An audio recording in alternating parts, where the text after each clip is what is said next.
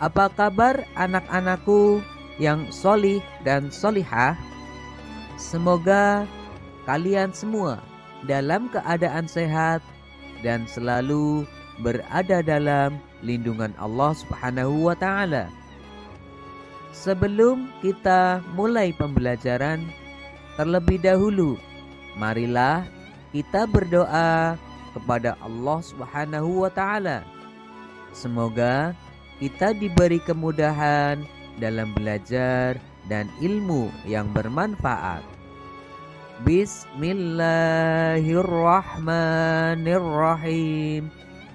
Rabbi zidni ilma warzuqni fahma. Amin.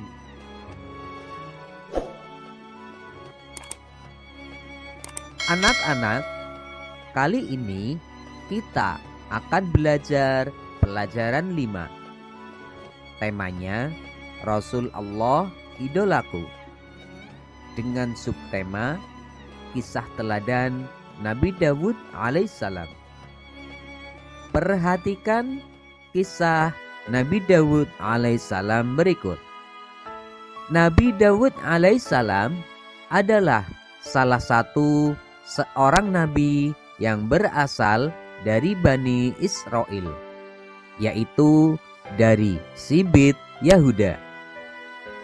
Ia merupakan keturunan ke-13 dari Nabi Ibrahim alaihissalam.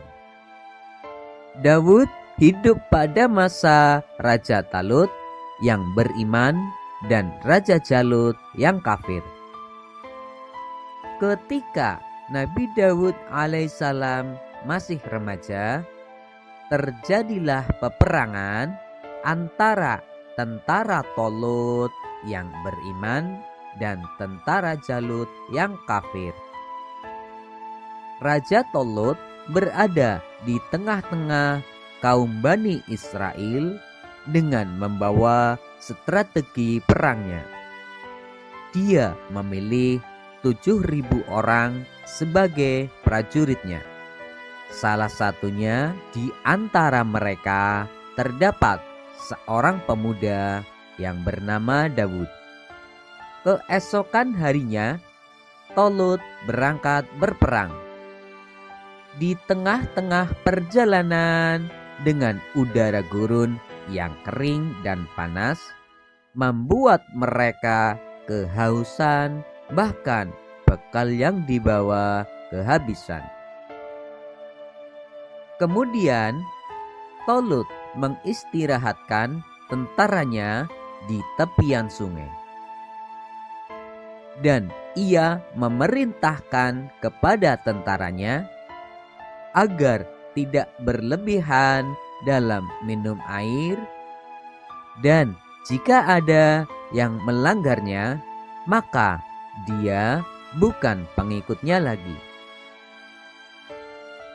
Ketika pemandangan sungai telah tampak oleh mata para prajurit, mereka lupa dengan janjinya karena terpukau dengan kejernihan air sungai itu. Serentak para prajurit lupa dengan janjinya.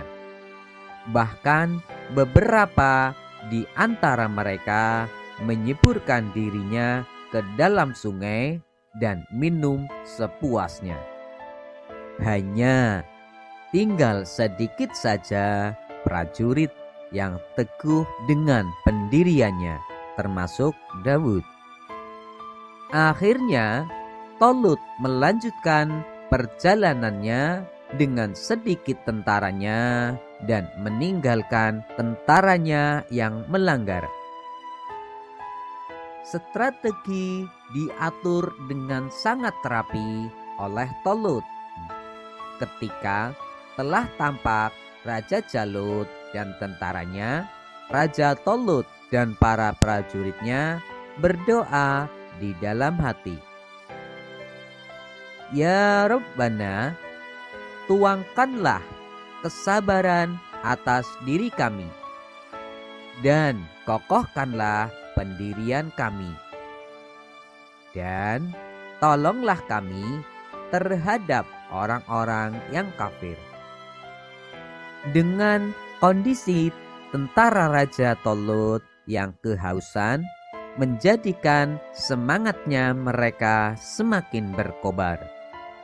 Kemudian tibalah saatnya peperangan dengan Raja Jalut yang kafir.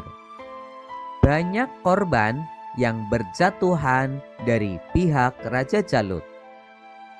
Kemudian Raja Jalut maju ke depan dan menantang tentara Raja Tolut. Tanpa banyak bicara, dijawab tantangannya itu oleh Daud. Atas izin Allah Subhanahu wa Ta'ala, Daud yang kecil dapat mengalahkan Raja Jalut yang besar. Berkat keberhasilannya itu, Nabi Daud alaihissalam diangkat menjadi panglima perang dan namanya dikenal banyak orang. Pada suatu ketika, sesudah Raja Tolut wafat, Nabi Daud alaihissalam diangkat menjadi raja. Allah Subhanahu wa Ta'ala memberikan kerajaan dan ilmu pengetahuan kepada Daud. Daud adalah orang yang amat taat kepada Allah Subhanahu wa Ta'ala.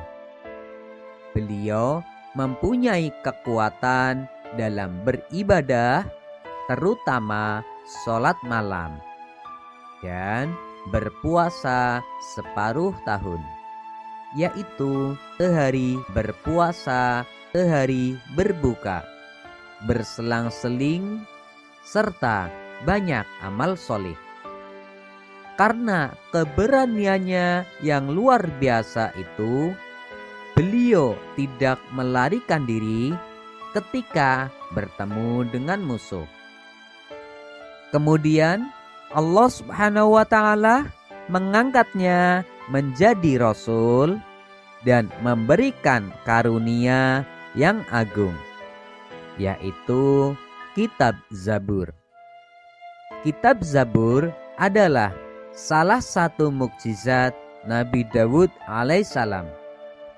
Selain itu, Nabi Daud alaihissalam juga mempunyai keistimewaan, yaitu 1.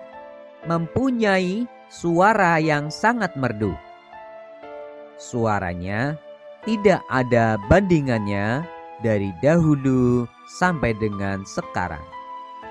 Apabila Nabi Daud bernyanyi atau membaca isi kitab Zabur, maka gunung-gunung dan burung-burung ikut bertasbih bersama Nabi Daud alaihissalam. 2. Nabi Daud dapat melunakkan besi seperti halnya lilin dan dapat merubah bentuk besi itu tanpa menggunakan alat apapun. Nah, dari besi itu dia dapat membuat baju yang dikukuhkan dengan tenunan dari bulatan-bulatan rantai yang saling berkesinambungan. Berdasarkan kisah Nabi Daud tersebut, maka hikmah yang dapat kita ambil adalah 1. Hendaknya kita menaati pemimpin yang membela agama Allah Subhanahu wa Ta'ala. 2. Memiliki sikap berani dan percaya diri. 3. Berserah diri kepada Allah Subhanahu wa Ta'ala. 4. Tidak mengingkari janji walau sekecil apapun. 5. Senantiasa bertasbih dan bersyukur kepada Allah Subhanahu wa Ta'ala.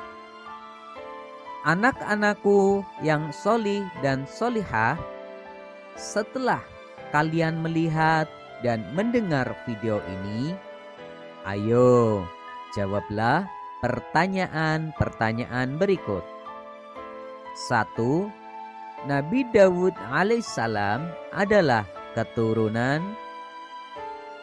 2. Nabi Dawud alaihissalam dapat mengalahkan Raja Jalut dengan cara. 3. Sebutkan perbedaan antara Raja Tolut dan Raja Jalut. 4. Sebutkan ibadah yang dikerjakan oleh Nabi Dawud alaihissalam. 5. Sebutkan 4 keteladanan dari kisah Nabi Dawud alaihissalam. Demikianlah pembelajaran kita kali ini. Untuk materi pembelajaran selanjutnya, tunggu video berikutnya.